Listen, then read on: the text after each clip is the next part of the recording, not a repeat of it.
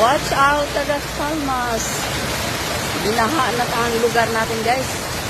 Ang lalim na ng tubig, oh. Kawawa naman ang nasa baba ngayon.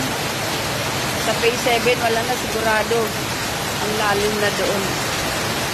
Kasi pag bumaha na dito, sa phase 7, tuhod ang tubig doon. Phase 1 kami, guys, eh. Medyo mataas ang area namin. Kaya yung tubig dito mula sa amin ay napupunta doon sa baba, sa phase 7. Yan, na-start ng motor ni Kuya. Hindi na gumagana. Ayun, gumana rin.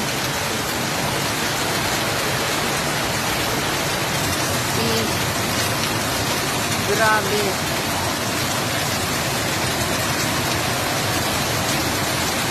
Niligo na mga kabataan. Ay, malalim ang tubig, oh.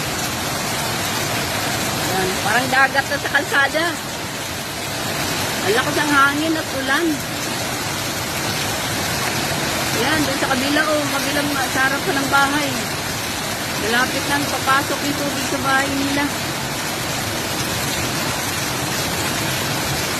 Ayan, wawalis, oh.